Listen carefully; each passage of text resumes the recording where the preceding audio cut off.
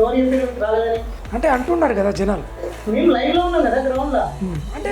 అంటే వాళ్ళకి అనుకున్న ప్రాంతంలోనే ఎన్ని లక్షల డబుల్ బెడ్రూమ్లు కట్టించారు? అవునండి, మీకు అనుకూలం ఉన్నటువంటి ప్రాంతాలలో మాత్రమే కట్టించారు. ఇసుక ఉచితంగా లేదు దాని మీద. ఓకే, ఇంతవరకు నువ్వు ఎట్లా ఇస్తావు? అవినీతి ఎంతవరకు పెరిగిందంటే ఈ ప్రజాపాలన వచ్చిన తర్వాత విపరీతం అయిపోయింది. ప్రతి డిపార్ట్మెంట్ లో అవినీతి. ఒక ఎమ్మెల్యే పోయి తనకు సంబంధించిన తన నియోజకవర్గంలో ప్రజలు తిరగబడుతుంటే కొన్ని దగ్గర ప్రజాపాలనకి వెళ్తే తిరగబడరు ప్రజలు. ఓకే, అలాంటి సిచ్యువేషన్స్ పోయి చెప్పుకున్నామంటే ఆయన అపాయింట్మెంట్ ఇవ్వట్లేదు. కేసీఆర్ గారికి అనుక్షణం ఆయన ఎక్కడున్నా ప్రజల గురించి ఆలోచిస్తారు. రేవంత్ రెడ్డి అట్లా కాదు, ఎక్కడున్నా తన గురించి ఆలోచిస్తారు. తన గురించి, తన సీటు గురించి, తన ఫ్యామిలీ గురించి, నేను ఎక్కువ కాలం ఎలా ఉండాలి అనేది ఆలోచిస్తారు. కేసీఆర్ అట్లా కాదు, ప్రజలు మంచిగా ఉండాలని ఆలోచిస్తారు. ప్రజలు అసలు ఇంప్లిమెంటేషన్ లేదు, కరెక్ట్ విజన్ లేదు. ఎంతసేపు ఉన్నా మన రాష్ట్ర ముఖ్యమంత్రి గారు తన సీటు కాపాడుకోవడానికి చూస్తున్నారు తప్ప ప్రజలు ఏమైపోతున్నారు, ప్రజలు బాధపడుతున్నారు అనే విషయం మనకు అసలు.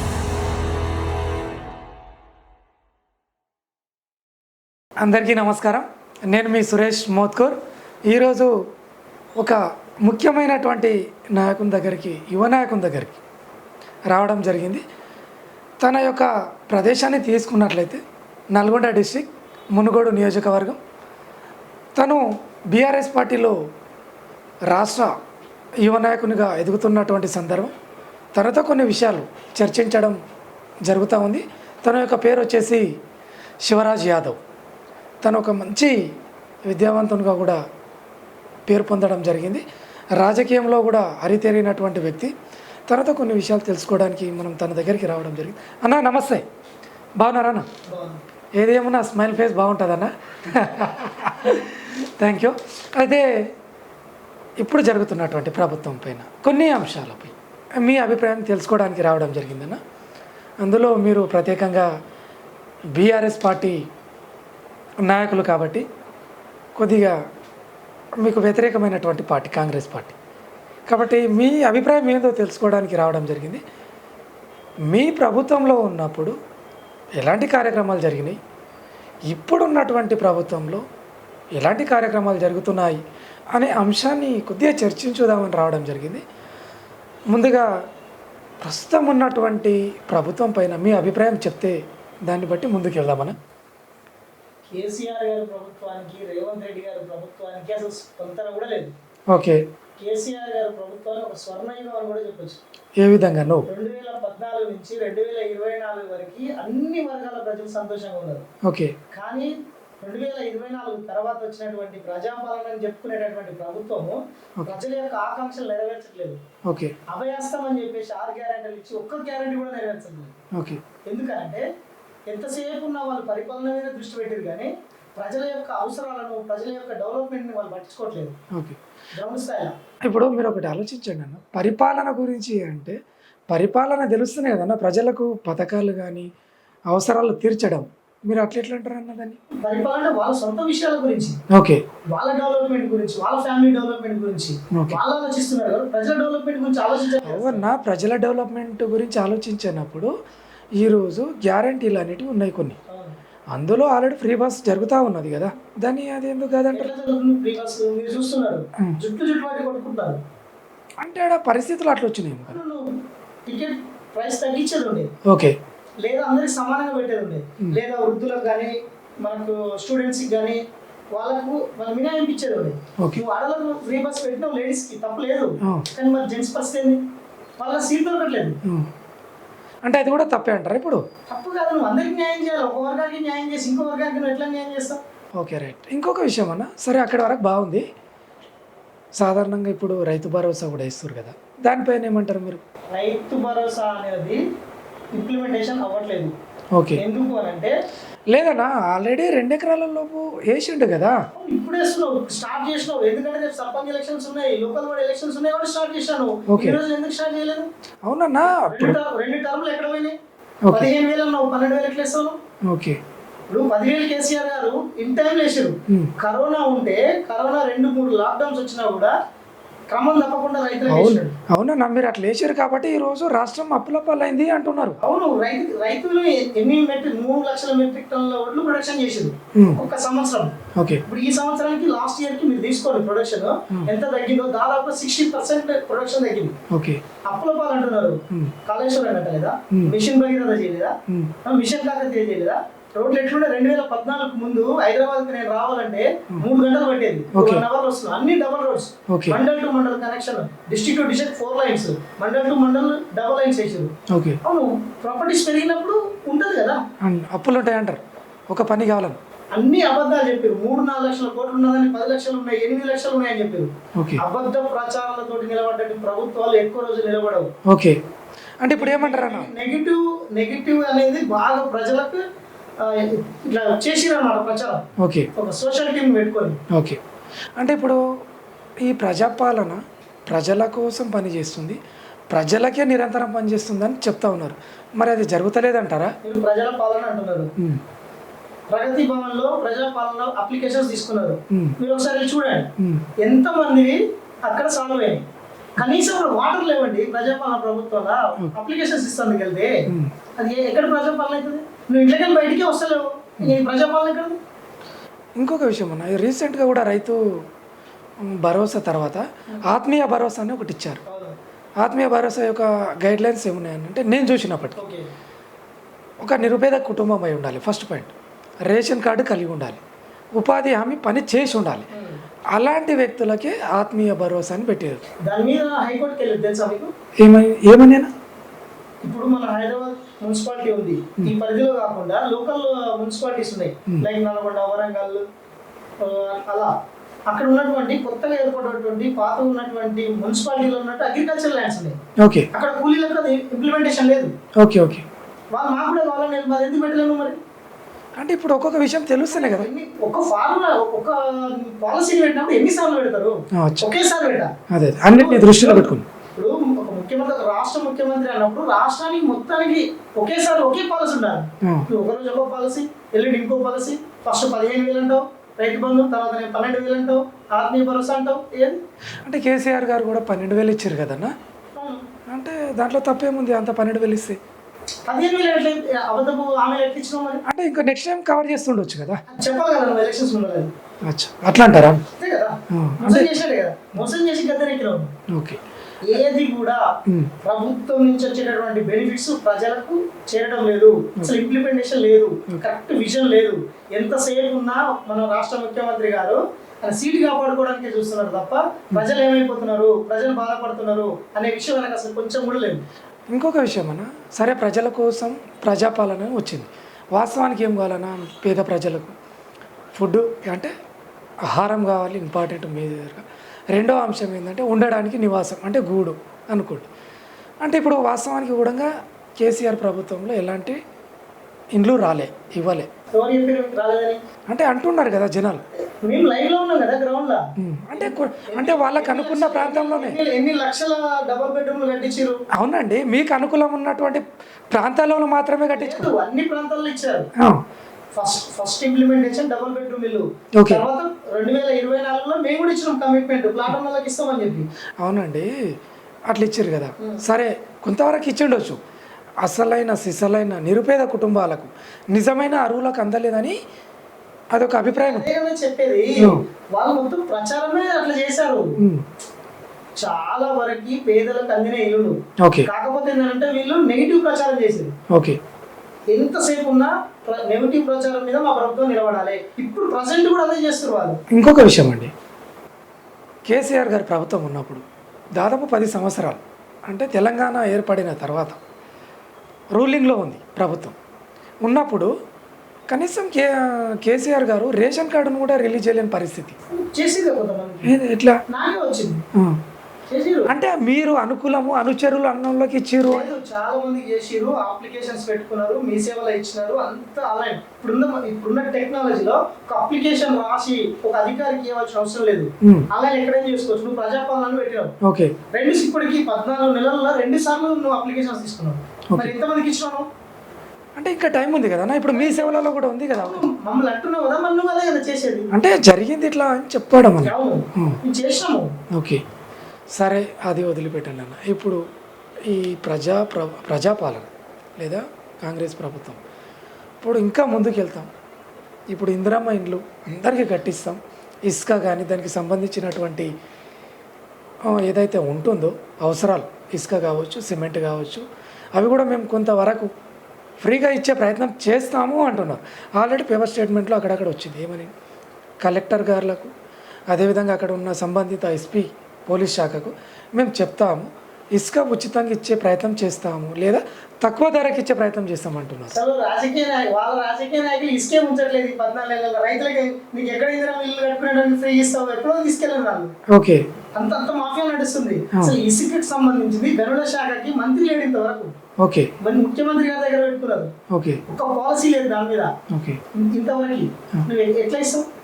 అంటే వాళ్ళ ఉదాహరణకి మనకు గోదావరి బెల్ట్ ఉంది. గోదావరి బెల్ట్ నియర్ బై ఉన్నటువంటి డిస్ట్రిక్ట్స్ కి నువ్వు ఇసుక ఇస్తావు.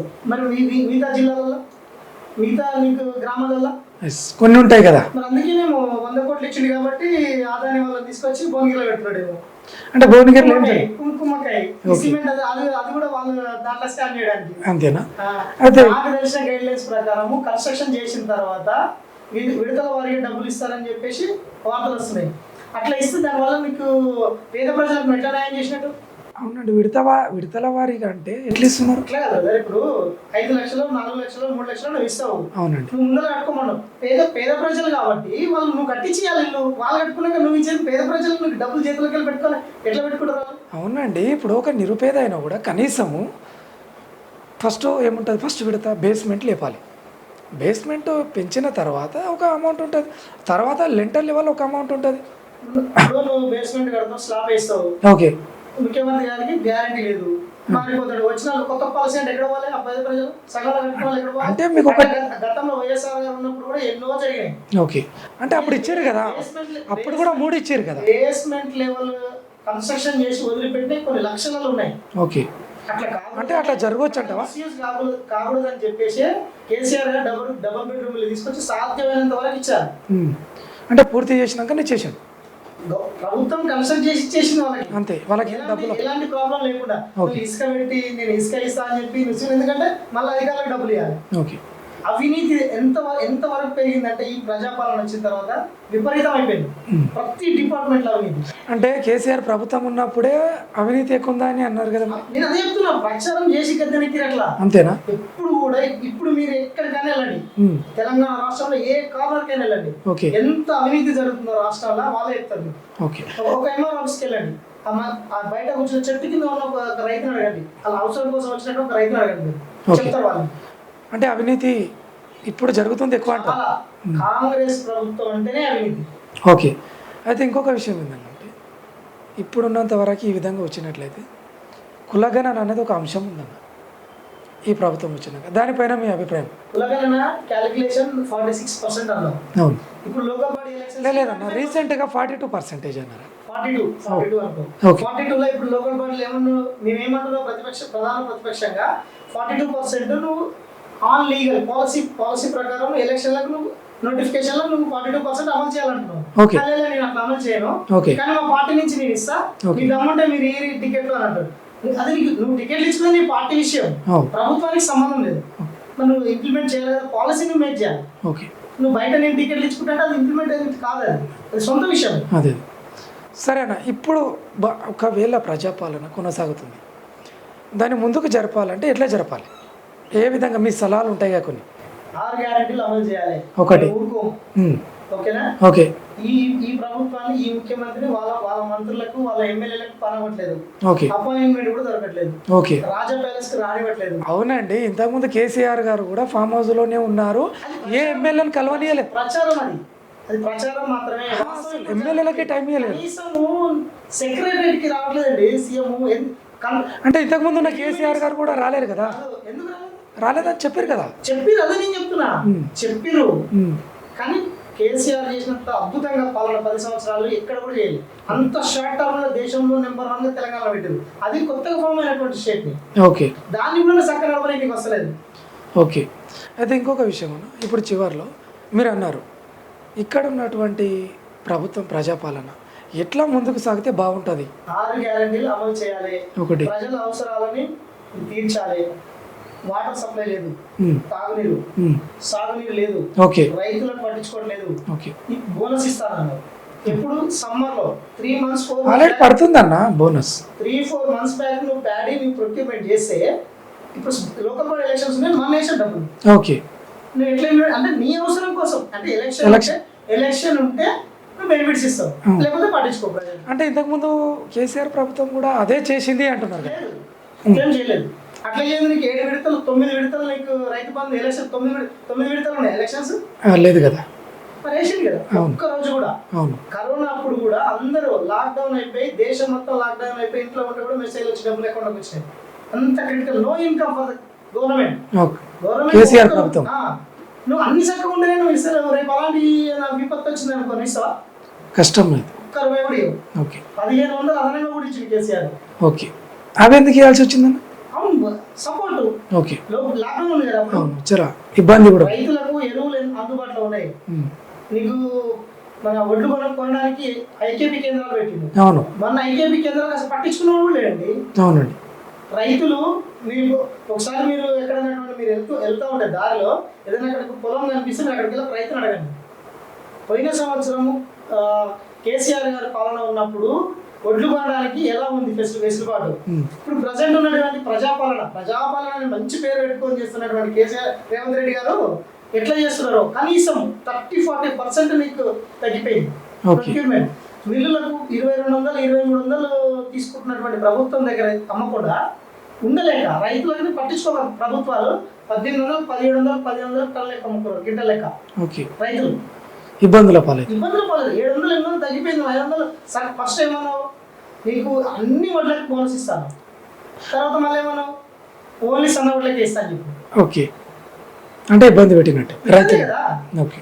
రైతులకు అసలు తెలంగాణ ప్రజాపాలన రైతుకు అన్ని తీరా అన్యాయం జరుగుతుంది. Okay, right. అంటే నేనేమంటున్నా, తెలంగాణ ప్రభుత్వంలో ఇప్పుడున్న ప్రజాపాలన ప్రభుత్వంలో మంత్రివర్గ స్థానం అంటే ఇప్పుడున్నటువంటి మంత్రులు కావచ్చు, ముఖ్యమంత్రులు కావచ్చు, ఇంకా ఎమ్మెల్యేలు కావచ్చు, వీళ్ళందరి మధ్యలో కోఆర్డినేషన్ మంచిగా ఉందంటారా? లేదు. ఎందుకంటారు? ఆయన ఎప్పుడు గోతులు అవుదామని వాళ్ళ మంత్రులు వాళ్ళ ఎమ్మెల్యేలు ఎదురు చూస్తా ఉన్నారు. ఎవరికి? ముఖ్యమంత్రి గారికి. ఓకే. అసలు ఎమ్మెల్యేలకి నీకు అపాయింట్మెంట్ లేదండి. ఓకే. ఒక ఎమ్మెల్యే పోయి తనకు సంబంధిత దాని నియోజకవర్గంలో ప్రజలు తిరగబడుతుంటే కొన్ని దగ్గర ప్రజాపాలనకి వెళ్తే తిరగబడరు ప్రజలు. ఓకే. అలాంటి సిచ్యువేషన్స్ పోయి చెప్పుకుందామంటే కూడా ఆయన అపాయింట్మెంట్ ఇవ్వట్లేదు. ఓకే. అంటే ఇప్పుడు గోతులు తవ్వుతున్నారంటే దాని అర్థం ఏంటంటే? అవును, నువ్వు అవసరం లేదంటారు వాళ్ళు. అంటే ముఖ్యమంత్రిగా దీపం అంటారు, వాళ్ళే ఇంటిస్తున్నారు అంటే ఇండైరెక్ట్ గా. ఓకే. అంటే మీ అభిప్రాయం ఏముండొచ్చండి? ఏమైనా జరగచ్చు అంటే ఉండక ఏదైనా జరగచ్చు. Okay, right. రెండో విషయం అండి, అంటే అంత క్లుప్తంగా చెప్పారు కదా మీరు, మరి నెక్స్ట్ బీఆర్ఎస్ పార్టీ వచ్చే అవకాశాలు ఏమైనా ఉంటాయి? 200% ఉంది. ఎలా చెప్పగలుగుతున్నారు? ప్రజలకు చేసినటువంటి అభివృద్ధి కార్యక్రమాలే బీఆర్ఎస్ ని గెలిపిస్తాయి. అవునండి. ఇప్పుడు కేసీఆర్ గారికి అనుక్షణం ఆయన ఎక్కడున్నా ప్రజల గురించి ఆలోచిస్తారు. ఓకే. రేవంత్ రెడ్డి అట్లా కాదు, ఎక్కడున్నా తన గురించి ఆలోచిస్తారు. తన గురించి, తన సీటు గురించి, తన ఫ్యామిలీ గురించి, నేను ఎక్కువ కాలం ఎలా ఉండాలి అనేది ఆలోచిస్తారు. కేసీఆర్ అట్లా కాదు, ప్రజలు మంచిగా ఉండాలని ఆలోచిస్తారు. ప్రజలకు బెనిఫిట్స్ అందుతున్నాయా లేదని చూస్తారు. అదొక్క పాయింట్. ఓకే. ఇంకొకటి అండి, ఈ మధ్యలో కేటీఆర్ గారు వర్కింగ్ ప్రెసిడెంట్ ప్రస్తుతం బాగా ఎక్కడ సమస్యలు ఉన్నా కూడా ఇమీడియట్గా వెళ్ళిపోతుంది. ఎందుకంటారు జనరల్గా? సమస్యలనే స్పంది. ఇప్పుడు ప్రజలు ఏం చేసిరు, ప్రజాపాలన పేరు పెట్టుకొని దగా పాలన చేస్తున్నటువంటి రేవంత్ రెడ్డి గారిని గద్దె మీద కూర్చోబెట్టారు. తప్పుదారి. ఓకే. మాకేం చేసిరు, ప్రతిపక్ష హోదా ఇచ్చారు. ఓకే. మేము అధికార పక్షాలు ఉన్నప్పుడు మా కర్తవ్యాలను నిర్వర్తించాం. ఇప్పుడు ప్రతిపక్షంగా మా కర్తవ్యం ఏంది? ప్రభుత్వాలని ఎండగట్టి ప్రజలకి మేలు జరిగేటట్టు మనం ప్రభుత్వాలని పొంగదీయాలి. అంటే నేను అంటానన్నా, ఎక్కడ సమస్య ఉన్నా దాన్ని రైజ్ చేస్తాం. అంటే ఇంతకుముందు వాళ్ళు అబద్ధ ప్రచారం చేశారు అన్నారు మీ ప్రభుత్వం పైన, అంటే మీరు కూడా అబద్ధ ప్రచారం చేస్తారా ఇప్పుడు? ప్రచారం కాదు, లైవ్ లోకి వెళ్తున్నాం కదా. లైవ్ లోకి వెళ్తున్నారు. ఆయన లోపల కూర్చొని ప్రెస్ మీట్లు పెట్టి సోషల్ మీడియా కొనుగోలు పెట్టుకొని కొన్ని వందల మంది సోషల్ మీడియా పెట్టుకొని ప్రచారం చేసింది. ఓకే. అంటే లైవ్ లోకి వెళ్తున్నాం కదా, గ్రౌండ్ లోకి వెళ్తున్నాం. ఓకే. అంటే ఇప్పుడు వాస్తవం కదా. ఓకే. యాజ్ ఎ రిపోర్టర్ గా మీకు కూడా తెలుసు. ఓకే. అది ప్రచారం. సరే, సమస్య దగ్గరికి వెళ్ళండి, అక్కడ ఉన్న సమస్య ఎక్స్పోజ్ చేయాలి కదా మరి. తప్పదు. ఇప్పుడు అన్యాయంగా అంతమంది రైతుల భూములు లాక్కోవడం అంటే ఎంత అన్యాయం, కరెక్ట్ కాదు కదా. అంటే లాక్కోలేరు అక్కడ ఒక ఇండస్ట్రీస్. ఈడ్చుకొని పోతుంటే వాళ్ళే చెప్తుంటే లాక్కోలేదని చెప్తే నేను ఓకే బ్రదర్, సరే అక్కడ ఉన్న సమాచారం అట్లా ఉన్నది.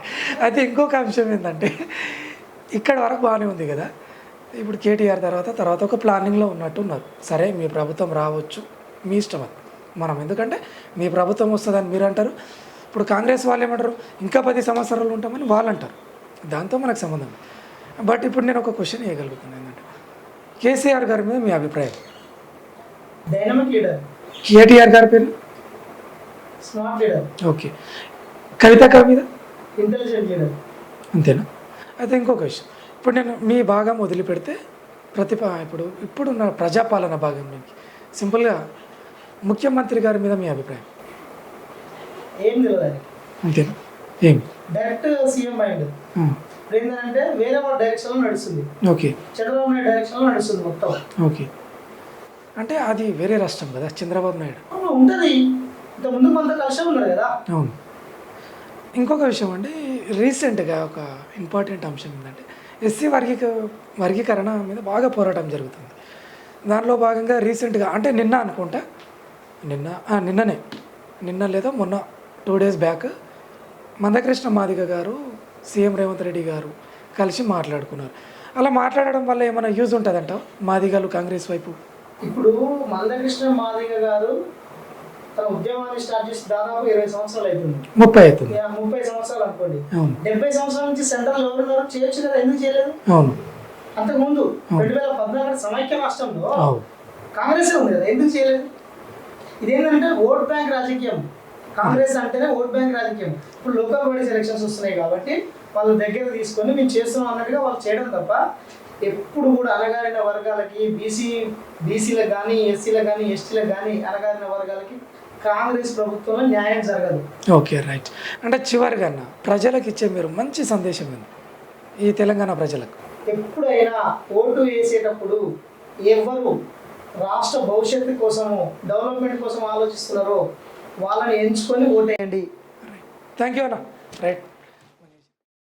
ఫ్రీ బస్ జరుగుతూ ఉన్నది కదా, దాన్ని అది ఎందుకు కాదంటే మీరు చూస్తున్నారు జుట్టు వాటి కొట్టుకుంటారు. పరిస్థితులు అట్లా వచ్చింది. టికెట్ ప్రైస్ తగ్గించేది ఉండేది. ఓకే. లేదా అందరికి సమానంగా పెట్టేది ఉండేది. నువ్వు ఆడలకు ఫ్రీ బస్ పెట్టినావు, లేడీస్ కి తప్పు లేదు, కానీ మరి జెంట్స్ పరిస్థితి ఏంది? వాళ్ళ సీట్లు దొరకట్లేదు. అంటే అది కూడా తప్పే అంటారా? ఇప్పుడు ఎంతమంది అక్కడ సాల్వ్ అయ్యాయి. కనీసం వాటర్ లేవండి ప్రజాపాలన ప్రభుత్వంలో.